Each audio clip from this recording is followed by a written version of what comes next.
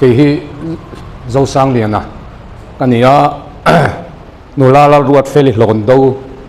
ai ở local cái này á anh hi dur tlang lama bial ni adina wangin dur tlang lama platform a thu sei turan tia wangin ne lama kala wangin hei ai kan don o a ni chin mai a khanin a MLA file na kan pe parte fel tok lo wa oma wangin min ron ko wa thim nuwa kan vatlan phe kan ron tlai pha ta hlau mai a thu pha po kan han choi ni sela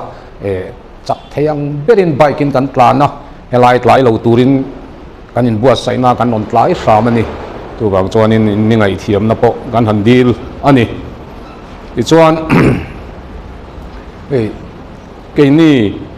hi zoram thar kan han tia kha po kha dik lova tun tuma kan din dan hi lalpa chia lo intel khom pe independent thevin kan ding ani zoram thara changa ding kan ni lo ani kha kan ria ta tan po poimo in kan ringa ti chuan ke ni hi heti angang hi MPF te ven ngai tur thil pakhat ma hi ke mani a chuan a om lawa kan ril ruwa chuan MPF po ven ngai zo ka kan ngai ani ke ni chuan khereng si haider te hi kan nga zo kem kan ti ani zo wangin ke ni chuan in ro rel na dikhi chu lui angin luang sela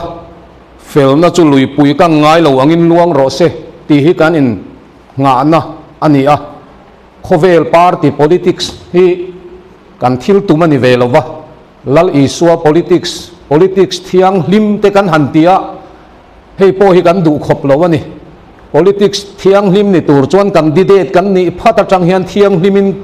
kan fight em ti lai po hi ngai tu thama om kan ram po hian MPF te po hian in politics thiang lim kan ti hi enge ani ti te po hi kan zir chian angai te po ni in kan han ria a thiang lim ani chuan pathian du dan nin thiang lim na te dik na te rin om na te kan kalpui tura kan ngai lain candidate kan han nia mani in soi moi me dang soi chiat in bul kan han chana chu mai ni lo vote kan mu theina tura ni chuan a rem pek po the lo le in tiam po the lo wa kan han ti te hi in them na in tham na ve kan ni pathian thu ani lova kan zo nun zia po ani lo ani chu wang chuan heng zong hi ke ni chuan ti bo kan du awangin pathian mission lal iswa politics mangin ram hi lalpa na veya lalpa ram ve chu min ria tira wangin a ai o in lal iswa hianin mimal nuna chung kwa khotlanga ram ro rel na lal na chan ve du to chu lal iswa chu lal berani theina turin a chia hlota na intel khom te kan ni a chu wang chuanin keimani lama chuan voini a hian in remna in pum khatna lama chuanin engkim mai kha MPF ron duan du dan angai afulin kan kalpui don ani ti laya kha kan han soi du dan ni sela chutiang chuanin a nok zong le a thalo zong ang chi reng kha chu lo tura kan du awanga voini a hian kan du wang le kan tum wang po ni lovin pathian min ko na changin khe chungin qualify po in ti lo le u le naw te le chung khat te po ina tam takin an min riat thiam pui lo lalpa min ko na ni ta wanga ding sam te kan ni a hetiang ang hian kan rama hian in khanna candidate ni hi thiang lim takin ani the ni ti hi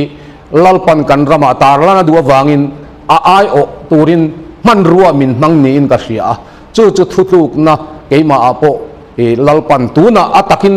kan ram hian las mang thelo mai la eng tik nia mo chuan tu na kan din ang hian lalpan kan mi te hi min la din tir ve ka nga ke ni hi abul tan turin ma suai tura min ko te kan ni awangin the chung ngin le hu phur tak le kan mi hring du dana kan than ni lovin pathian min ko na kan san na ni awangin lalpa chia lo intel khom te in mel khiat ngai lo